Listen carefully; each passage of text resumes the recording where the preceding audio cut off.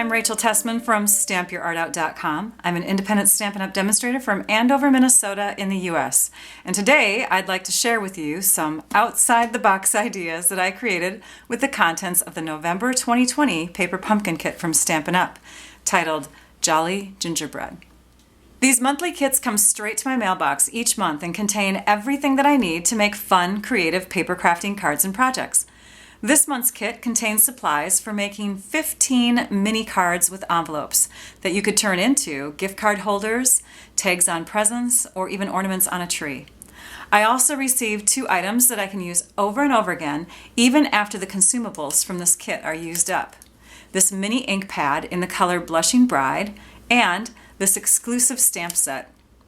Each kit also comes with a publication with directions, tips, photos, details about the kit, and a link to a how-to video to help guide me in assembling.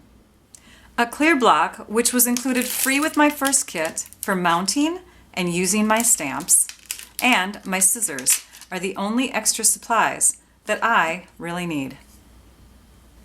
Paper pumpkin kits are just $22 plus tax per month in the US. Shipping is included, you control which months you get your kits, and there's no commitment or obligation. These kits are produced through Stampin' Up!, so the colors, images, and supplies always coordinate with many other Stampin' Up! Products. I'll be using some of these as I share my alternate projects. You can find the items that I use listed below and linked to my online store.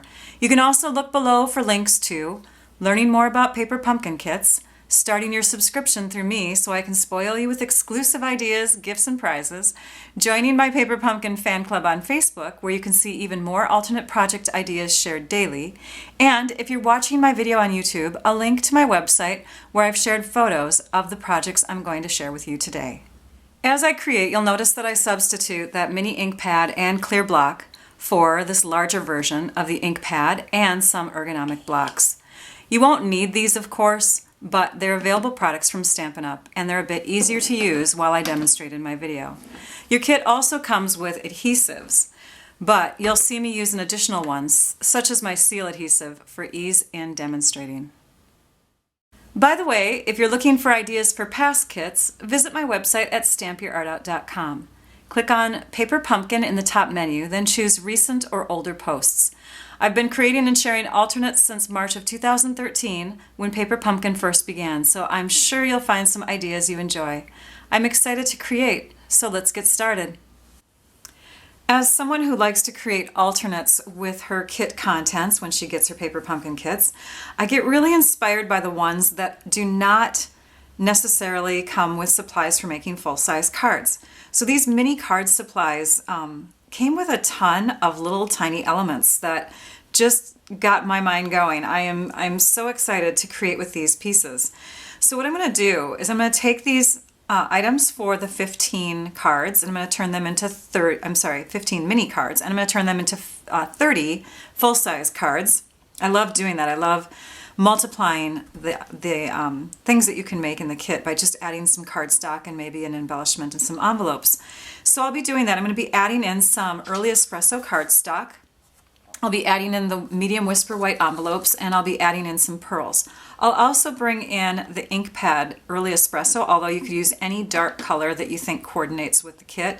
I just chose that because it also is the same color as the cardstock that we're going to use for the bases of the cards.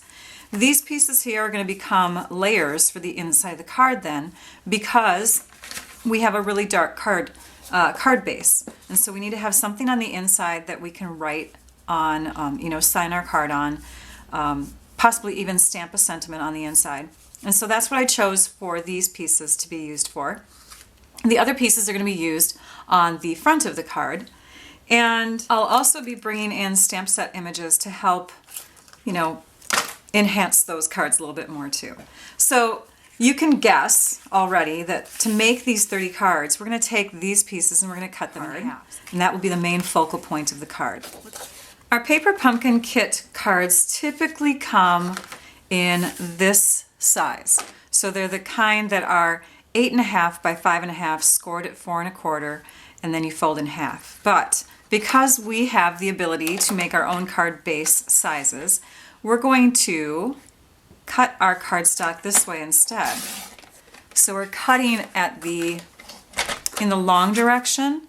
So we've got a 4 1/4 by 11-inch card base, and then we'll score at 5 1/2. They turn out to be the same size card. They just open in a different direction. So you could open them this way, or you could open them this way. And my intention is to open them this way. So we're going to go ahead and score this one also at 5 1/2. And I'm going to do 2 more card bases, but this time I'm going to show you a little trick.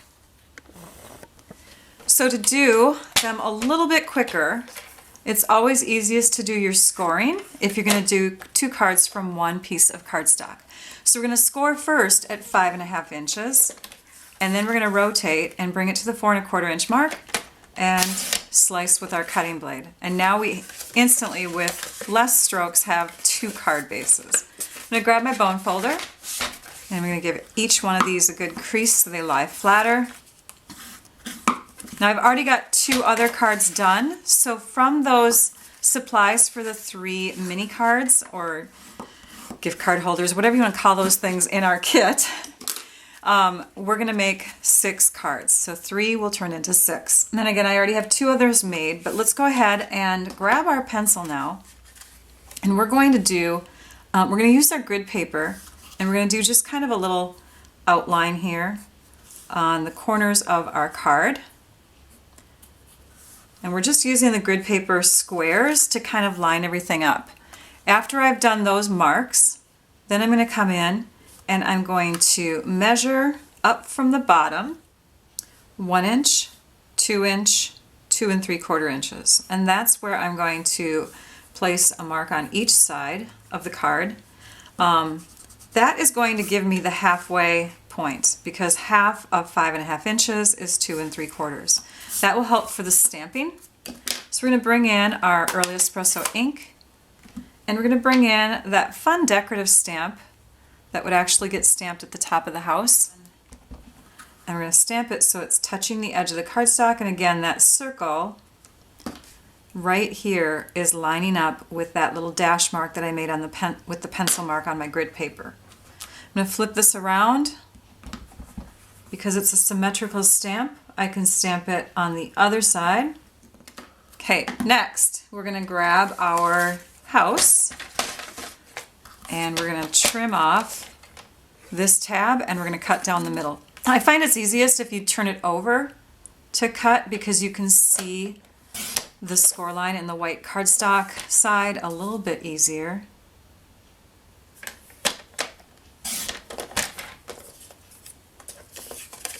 So now we can decorate with one of our houses here. The envelope piece, we're going to also trim. Now you'll see here that there's a little bit more white on these sides, and that's actually a good thing, because when we cut our envelope and we trim off the edges, we typically, to open it up by the way, we typically cut in a little bit further than we normally would. So we're going to slice about a 1/16 of an inch off, and then we'll flip it over, because I find that's easiest, and we'll trim another 1/16 of an inch off on this side. And then when we open it up, you can see that the white edges here are more even with the amount of white edges on the top and the bottom in those sections here. So now we're going to just trim at the score mark.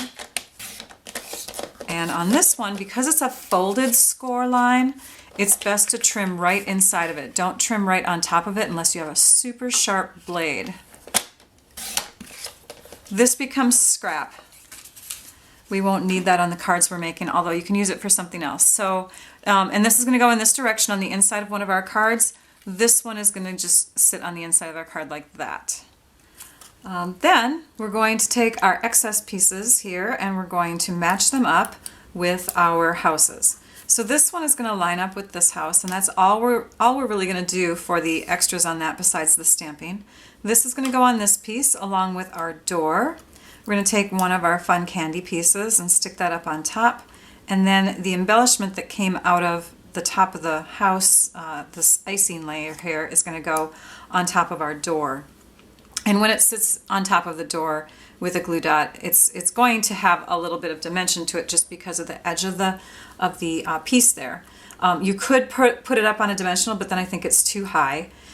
These items will be put on dimensionals, different layers on each other, but let's go ahead and start by doing some more stamping. That means that we're going to bring in our stamp that has kind of an archway, and that one's going to go in this area here. So we're going to move these out of the way, ink up our stamp, and you're going to center that as well as you can and stamp that down. Then we're going to stamp our sentiment on the inside of our card. I'm sorry, not the inside, on this piece here. And that one's going to say, "Wishing you a jolly Christmas." And we can also stamp that on the front of this house layer here.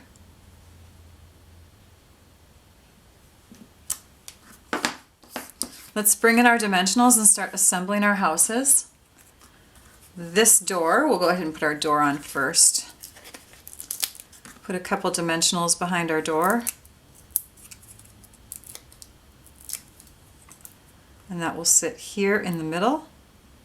Pay attention more to the edges of the brown than the stamped image. That will help you to center it a little bit more. And then this goes on with the glue dot.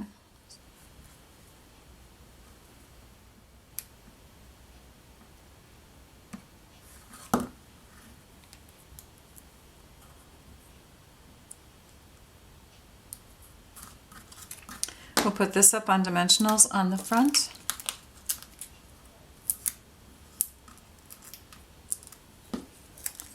That will go here.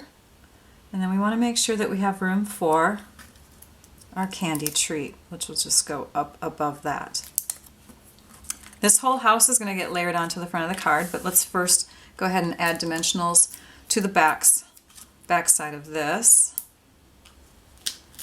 So I'm going to start paying attention to where my dimensionals are going, because when this gets layered onto here and this gets put up on dimensionals, I only want it to feel like it's one dimensional layer thick, so that I don't have to use a lot of postage when mailing this.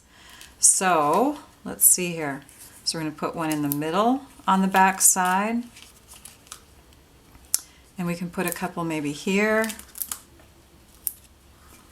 and then towards the top of the house, right there.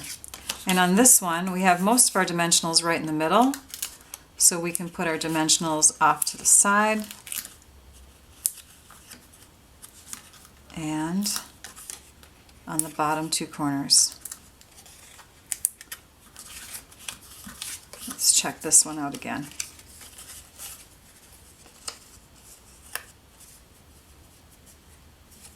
We could bring these up a little higher.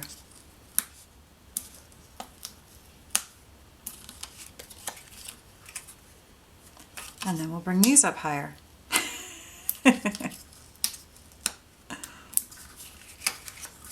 That should work.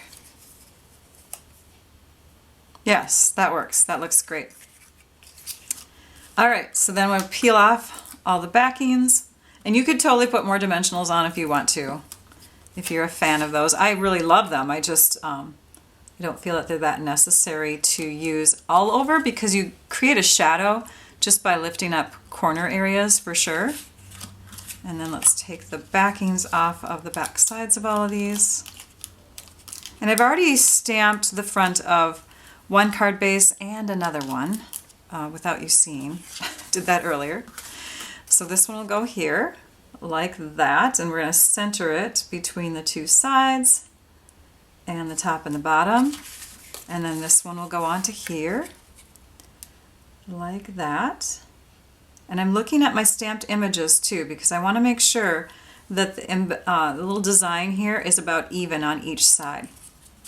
We're going to bring in an embellishment called Basic Pearls, and we're going to lift up the smaller ones and add them right in the design that is stamped on the base of our card.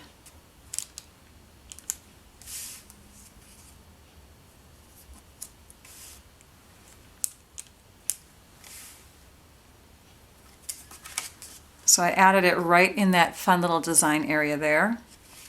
And then on this one, we need a little door handle. So we're going to take the next size up. So we have a ton of the small pearls in these packs. You can see that. And then we have a medium size, 2 rows of that, and then we have a large size. So the medium size I thought would be fun as a little door. And that's going to add a little bit of bump, by the way, with postage, just so you know. And then if you don't want to use, I mean, you could use a small one there instead. That would probably be better for postage. But then I thought this one could go on the top of our sentiment, just to kind of say, ta-da, there's where you want to read. And that's the largest one. On the inside of our cards, this one here has more of that, that pinkish color, which is our Calypso coral. And so we're gonna, I know, isn't that pretty? We should use that too. We will. But we're gonna take and tape the back side of this, and you can use the glue dots in your kit for those of you that are new to getting the paper pumpkin kits. You don't have to have all of these tools, by the way. You could just use the glue dots instead. Okay, so that is the inside of that card, because again, the coral color with the coral color. But this card, you'll notice, does not have that coral color, so that's why we're gonna just put our outline, like our icing of our house here on the inside like this. And because this one seems a little plainer, we're going to bring in a couple stamps for the inside of that card. So we've got some swirlies, and we'll line up with those points again. So we'll just put our card lined up on our grid paper, and we're going to aim our design at those points.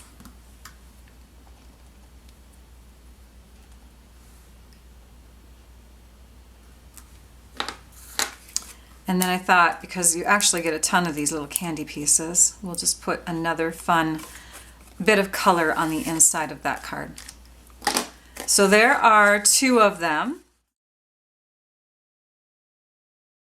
So for the second set of cards, something that you'll want to pay attention to is the one that has the little brick design at the bottom.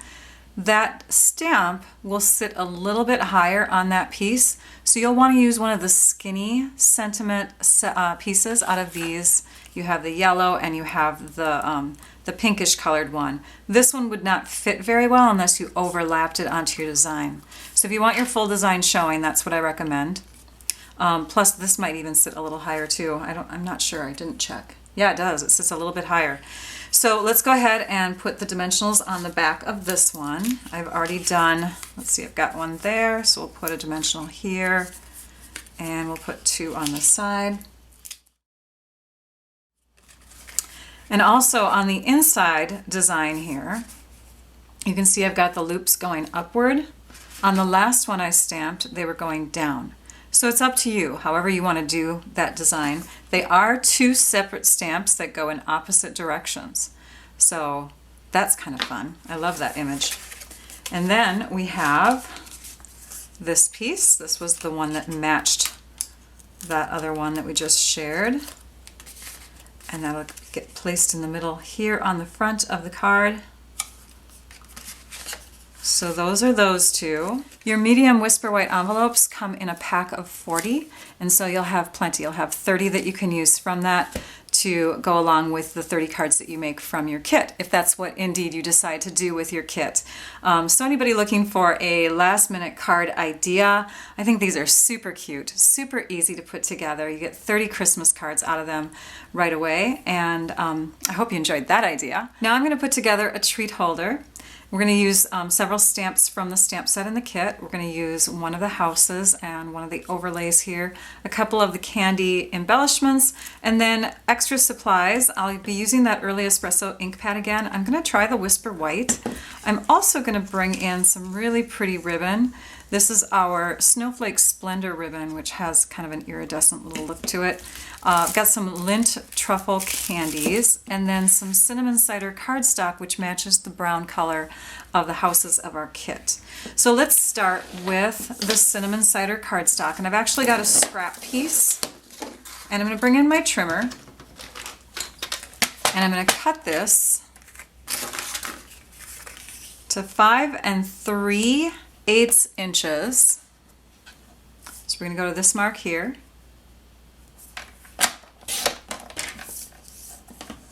by 2¼ inches. That was a perfect size scrap, wasn't it? Along, parallel to the long side, we're going to score at 1½ inch. So I'm using the measurement on this side of my trimmer. I brought it up to the 1/2 inch mark, and that's where I'm scoring. I'll do the same thing on the other side, so a 1/2 inch in. And then in this direction, we're going to go 1½ inches in.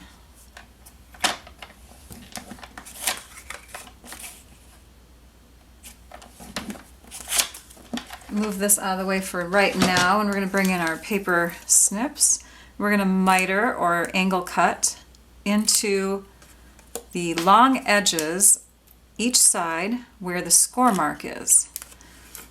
So there's the score, and we're just taking and angle cutting in to remove that section. At this point, we'll grab that tear and tape that came in our kit, and we'll add a bit of that on each of these tabs. We're going to flip it over, and on this side we're going to stamp the word enjoy in this middle section. And then we're going to bring in the Whisper White ink, and we're going to stamp some swirls. The next step is to take and cut your house card into pieces.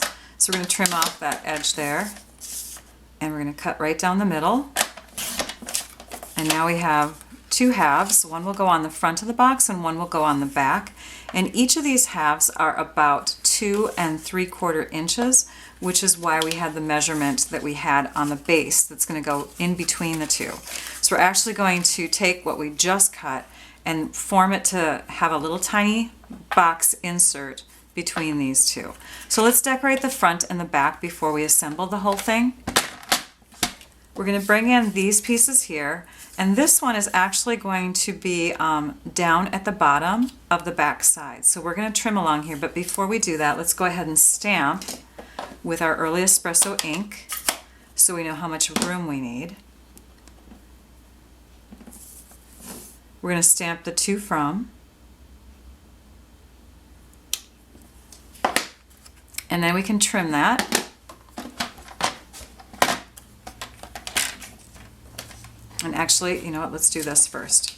Let's stamp the swirls with our Whisper White ink at the top of the house. And since we're doing all our stamping, we might as well stamp this next. And this one we're going to put right up towards the top of the window there.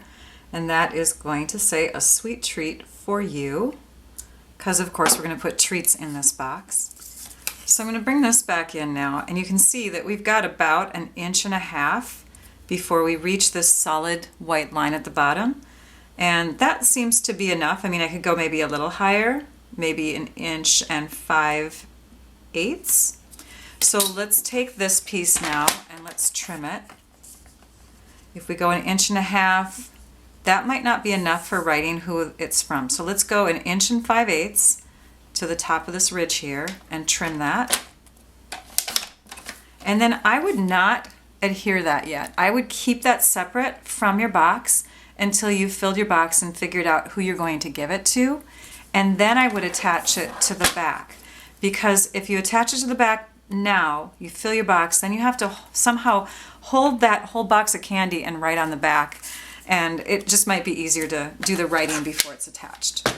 Okay, let's bring in all our pieces now and start forming our box. And make sure that we've burnished our adhesive into the cardstock there, and then we'll grab our Take Your Pick tool, and let's start with one side in the middle.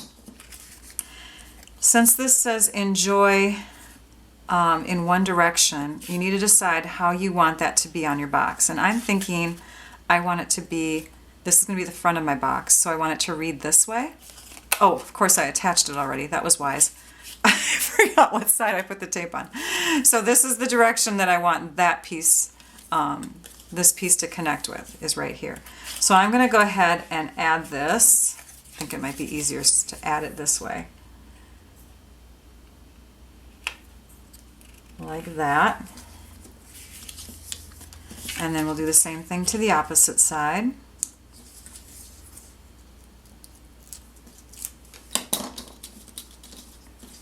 And at this point, once you have one, you can take the other one. And you know what, let's grab our grid paper again. I wanted to double check to make sure that everything is going on straight. So I'm looking at the top and bottom edges of this front house piece, and then I'm just going to lie this piece flat here and see. And yes, everything looks straight. So when we add this, we can just line it up with our other piece that we've got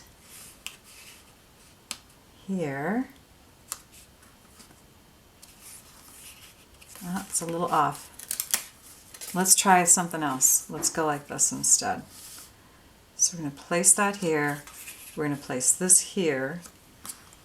Make sure it's all lined up with the edge, and then flatten this on it. That worked. That's what you want to do. There you go. So now we've got the back and the front of our box, and then the sides will go up easily. So this folded edge lines up with the edge of the house.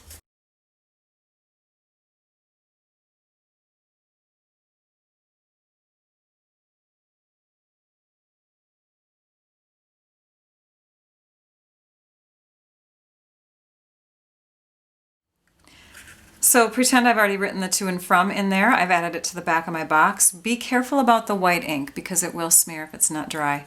And then we've added the candy, little embellishments on the sides, on the front and back.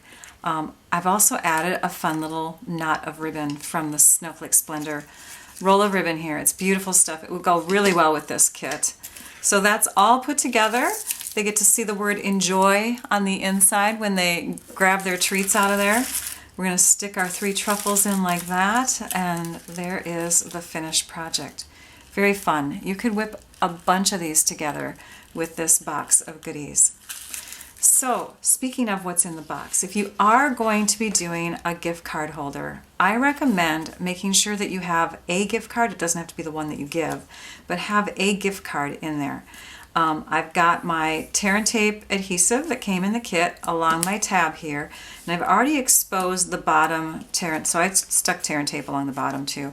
I'm not sure if you have enough on your roll for along the bottom and the sides, but that's what I did. And at this point, I would take and peel off this piece. I'd make sure that this is in here, not stuck on the tape, and I'd fold this over. And I'm recommending that because you want to make sure that you have enough where it's not going to be a super tight fit and your gift card will fit in there, okay? If you put it in after you've sealed it, sometimes it's just a really snug fit. So there's that. We've got our piece that's stamped to and from that can go on the back of our gift card holder. So that'll go back here. Ignore the fact that I stamped it crooked. I've also got my piece for the front of my card, and this one I think I'm going to do on dimensionals. So I'll grab those again.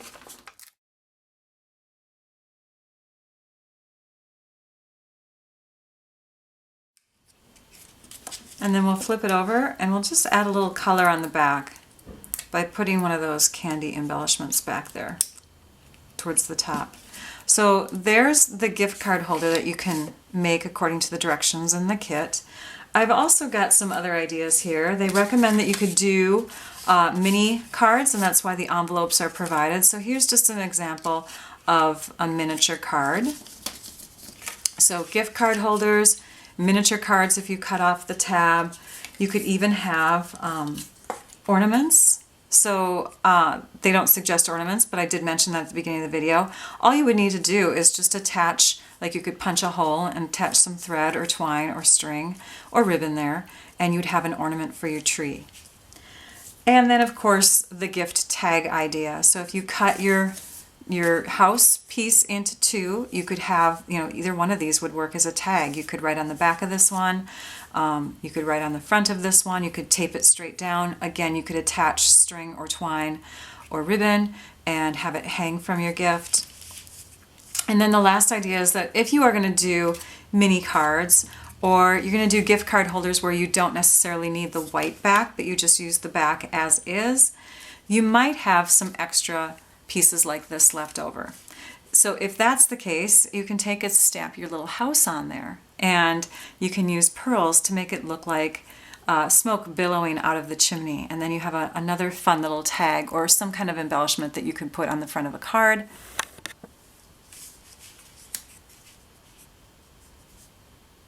The last idea that I'm going to share with you today in this video is a scrapbook page layout. And I'm going to actually use the idea that's, the theme of the kit is these little gingerbread houses. And I'm going to make a little snowy wintry scene on some scrapbook pages for you. When you look at the catalog or you look at the online store, you can see that Mint Macaron, which is one of the colors in the kit, is from the Subtles collection. And Shaded Spruce is from the Regals collection. So something that you have as an option if you wanted to get additional colors, and if you're not familiar with the way Stampin' Up! Works, is you can buy individual packs of 8.5 by 11, just not 12 by 12. So if you're going to get 12 by 12 cardstock for scrapbooking, you buy them in a family pack. So this Mint Macaron set of 2 pieces here I got from the Subtles collection of 12 by 12 paper. And then the Shaded Spruce, you do have that option in 8.5 by 11 if you want to. You could get it in a variety pack from the 8.5 by 11, or you can get it in single sheets. So that's those are the choices that you have. So what I'm going to do is I'm going to bring in my trimmer and my couple sheets of Shaded Spruce cardstock, and I'm going to trim some photo mats.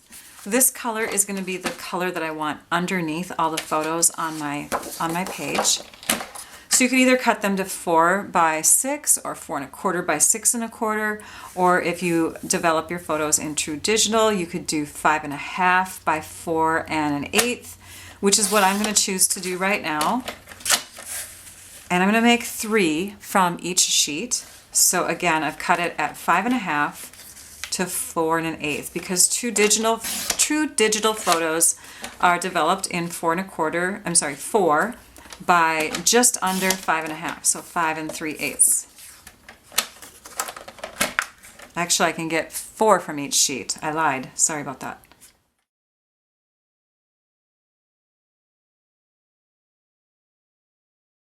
Something to think about when you're making photo mats is what size photos are you going to add?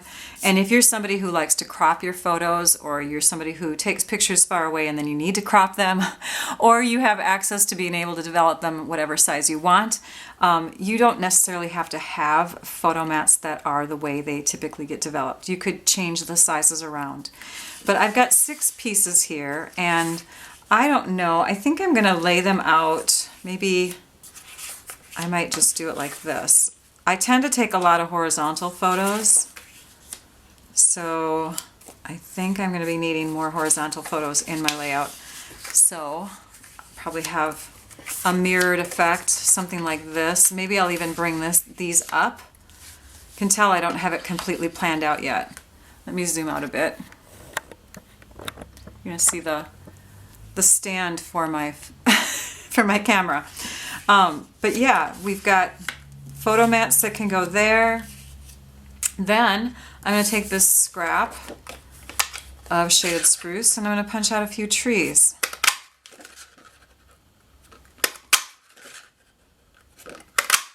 And I can punch out more trees, but for now I'm just going to, I just wanted to point out that I'm going to be adding some cute punched trees to the layout. And of course, they'll be next to my houses, so I'll have some houses in there. And have to have candy in the ground. We're going to have a snowy ground. I'm not sure if I'm going to use the envelopes, the scraps of the envelopes for that, because the backs of them are white on both sides, and the other side is colored on both sides. So if I was going to use scraps of the envelopes, I'd have to use quite a few envelopes to get that snowy background or snowy ground look. So I'm not sure if I'm going to use that yet, or if I'm just going to use regular white cardstock. But yes, lots of fun little gingerbread houses sticking in the ground. I want to bring in this beautiful Mint Macaron ribbon. I'm also going to bring back the Snowflake Splendor ribbon on our page layout, and I'm going to bring in the pearls. So what I did is I laid out all those pieces first, kind of where they're going to be, and I established that I needed a thicker piece of snow than what the envelope backings would give me. So I brought in some 12 by 12 strips of cardstock, and I decided I needed to figure out where the snow needed to be the highest, and it's about 2 inches in. So I'm just going to start tearing. This is a technique that I love to do for snow, is I pull in one direction all the time. The straighter you can pull, the better. I pull in one direction with one hand and kind of pull the other direction with the other hand so that I'm exposing the core of the cardstock. You can see, more texture to it that way. And so this will go behind these houses. So I'm just going to lift these up and out of the way for a minute. Slide it underneath here. And then I wanted to have these little candies kind of tucked in here and there along the snow. So I'm going to take this extra piece. I'm going to try to straighten it back out here. It doesn't have as many curves in it. And I'm going to put that here. Anyways, so now my little candies can come off and get tucked in and around the snow like that. I may even put like a third layer in there.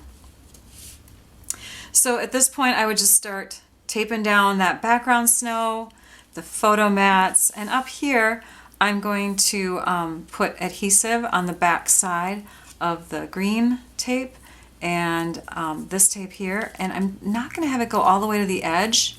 I'm going to have it just stick out from behind this top photo on the left, and it's going to come to sort of like a little angle cut there. That way when the page is being slipped in and out of the page protector, it's not going to rough up the edges of ribbon that would be hanging over here or wrapped around. So if I can just keep it on the surface of the page, that's going to be best.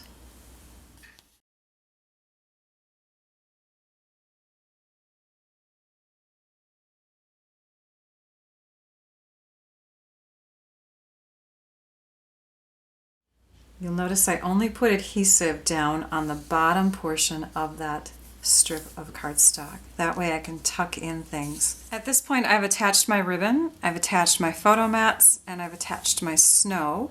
I have 3 layers. I actually put another 1/2 inch wide layer at the bottom here. I'm bringing in cinnamon cider ink, and I'm going to make my title section coming out from the side of this vertical photo. So I'm going to stamp More Merry Happy Holidays. And those are going to be positioned in this spot. And then I've already laid out where my houses and my trees are going to be. So now what I need to do is just stick them down. These are going to go flat to the page, but I'm going to make sure that I don't have any adhesive underneath this section so that when I add a photo to this photo mat, I can slip part of it underneath. I'm also going to make the icing of the cookies on the gingerbread house fronts flat to the back piece there. This one here, I am going to pop up a bit, and I may even pop up this layer. And the tree, of course, would go with it because it's going to be overlapping. But this tree will stay flat. I've tied some little ribbons, and I'm going to attach those with glue dots right above the door. And then I'm also going to be adding, of course, some more embellishments. So let's go ahead and do that next.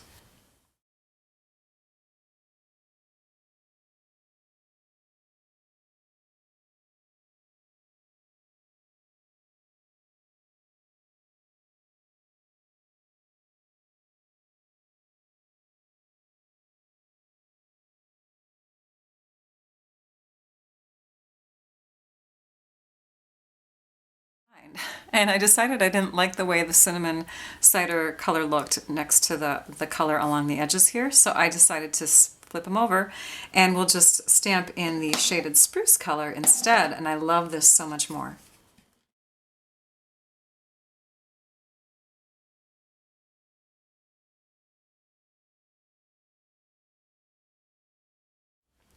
Oh, I love the little candies in the snow. Okay, now I'm going to work on the second page, which I almost have done. I'm just going to add the rest of the candies. Oftentimes I put my pages side by side the opposite direction that I want them to be on my layout so that I can see that everything's lined up.